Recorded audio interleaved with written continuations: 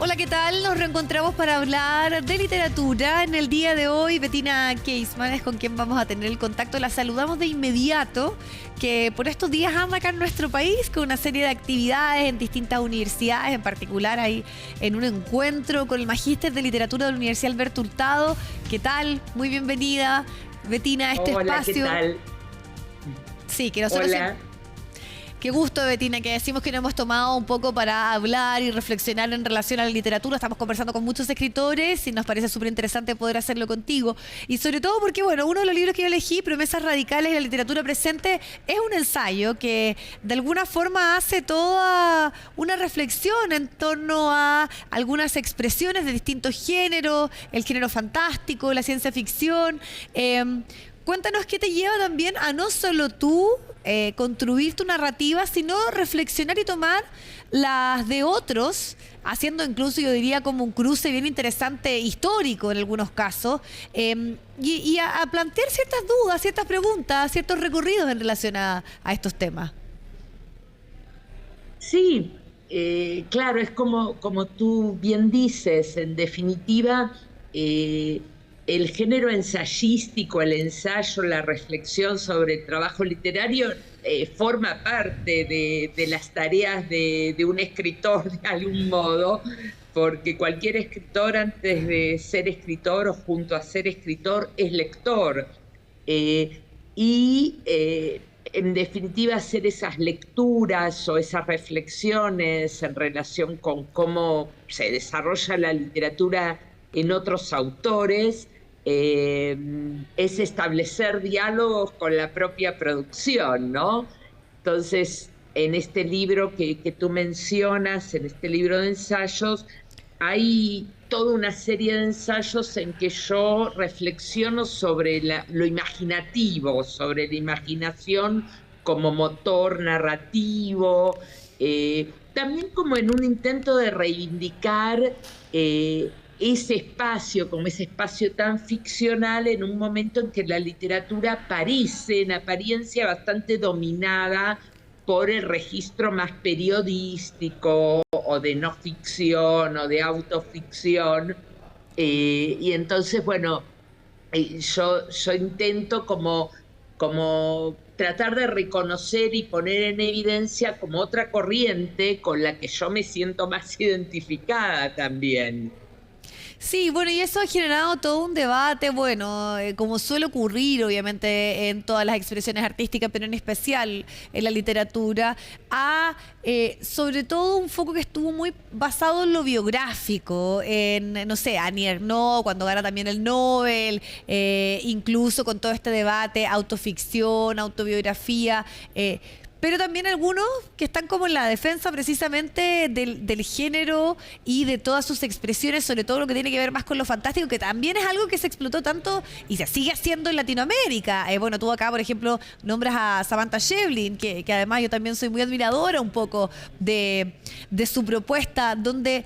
O la misma Mariana Enríquez, donde se tocan o se toman estas construcciones, pero siempre con un rol muy social y muy de la actualidad. O sea, nuestros peores temores y tormentos son nuestros procesos históricos, nuestros procesos sociales. Claro. Por un lado, a mí me parece que es como una oposición, una dicotomía falsa, es decir, yo no creo que haya una oposición entre lo ficcional, lo imaginario y la no ficción, por ejemplo. Me parece que en los dos casos hay como una construcción narrativa, es decir, no sé, tú mencionabas a Annie Ernaux, la ganadora del premio el año pasado, el Nobel. Y claro, su trabajo es un trabajo autobiográfico, pero también es un trabajo de construcción de elementos que ella descubre en su propia biografía. Entonces hay como es decir, uno piensa a veces lo biográfico como una naturalidad, y en realidad lo biográfico es siempre la forma en que uno cuenta su historia, ¿no? Y la cuenta de un modo determinado, poniendo énfasis en ciertas cosas, dejando en un segundo plano otras. Entonces, en realidad no hay una oposición de verdad. Yo creo que es como una falsa dicotomía. Uh-huh. Y por otro lado, sí, yo creo que lo mismo que hay como un auge de esta zona que uno llama autoficción o biográfica, hay también un auge, un movimiento que tiene que ver con lo más ficcional, lo más imaginativo, y al final sí, los dos se encuentran en que son distintas formas de abordar los problemas del presente, ¿no? Sí. O no necesariamente los problemas, también las inquietudes, las sensibilidades, los deseos, ¿no? Del presente. Y a mí me interesa como rescatar eso también. Sí, ¿y cómo haces? Porque, claro, está tu trabajo, tu propia propuesta, pero indagar en los procesos creativos de otros. Claro, más que indagar en los procesos creativos, yo creo que lo que yo trato de hacer es hacer una reflexión sobre mi experiencia lectora Ya. cuando me pongo a escribir ensayo, más que indagar tal vez en el proceso creativo. Por otro lado, yo como autora, eh, digamos, yo tengo dos novelas publicadas en Chile, una que se llama Los Restos, otra que es Recurso de Amparo, y las dos novelas, digamos, tienen como cierta deformación ficcional, pero tienen referencia o hacen referencia a hechos del mundo, ¿no? Mm. A nuestro estar en el mundo. Los Restos, que es la primera novela, es una novela que yo escribí hace mucho, hace más de 10 años, y que de algún modo es como que anticipa la pandemia, ¿no? Sin quererlo, pero hay como una sensibilidad pandémica. Y en Recurso de Amparo, eh, yo partí de un hecho que había sucedido en Argentina, que fue el incendio de un lugar como de recitales nocturno en que hubo muchas muertes jóvenes, digamos, y escribo una novela imaginando un poco como la sensibilidad de los deudos, ¿no? Y de Sí. un deudo que no es un padre, como la mayoría de los deudos de ese lugar, sino que es un hijo. Y ahí me pasó como algo muy raro, porque yo estaba pensando en ese incendio que en Argentina, que fue el de Cromañón, y después yo me entero que en Chile hubo uno similar, que en Brasil hubo Sí. uno similar. Y entonces, claro, ahí uno se da cuenta como que las dimensiones un poco también entre las regiones, entre los referentes, ¿no? Siempre son más amplios de lo que uno supone, Mm. ¿no?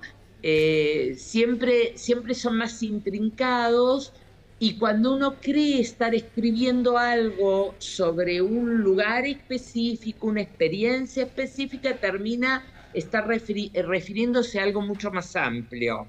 Claro, eso está, como tú lo dices, en recurso paro del año 2018.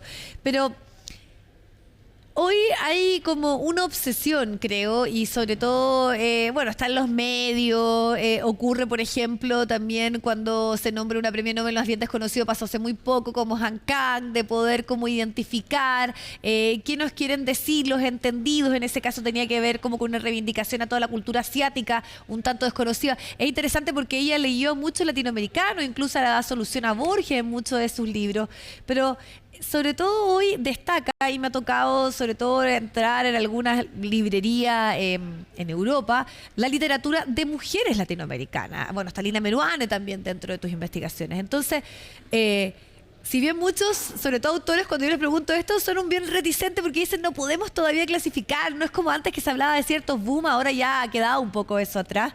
Pero ¿cómo ves la fuerte presencia tanto de chilenas como de argentinas, que hoy están teniendo como algo bien explosivo? Bueno, tú eres parte también de eso. Entonces, ¿cómo? Y trabajando temas muy interesantes, muy actuales, muy a la vanguardia, empujando debates.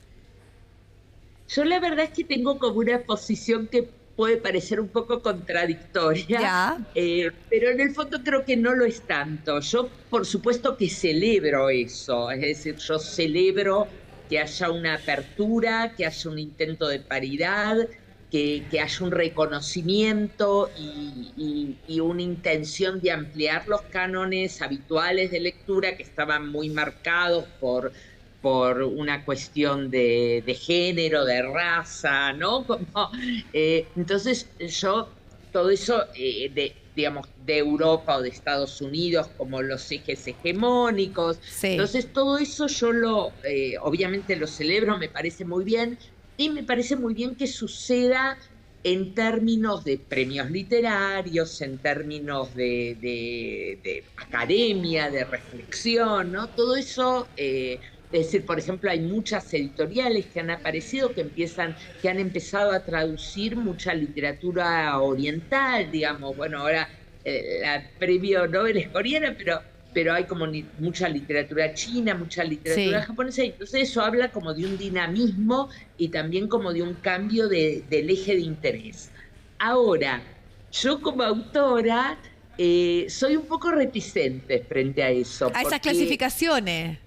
a esas clasificaciones y a obligarme a mí misma a hacer una literatura identitaria. Sí.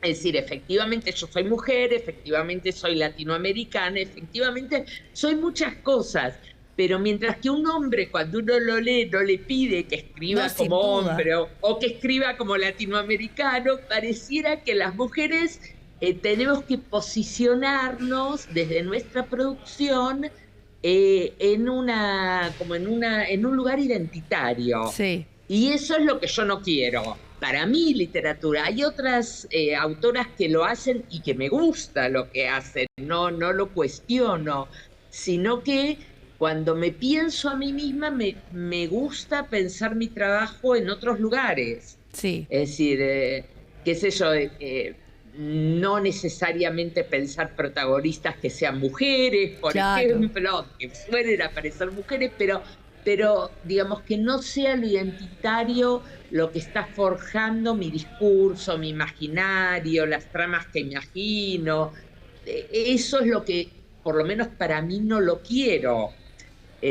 Independientemente de que en términos de institución, de mercado, de circulación, me parece muy bien que haya como una defensa de Sí. esos lugares. Sí, muchos plantean incluso que son estrategias más bien de las editoriales, por posicionar, pero que al final también nadie, en el caso, por ejemplo, de los hombres, va a decir de qué están hablando, sino más bien tú te lo juzgas por la literatura.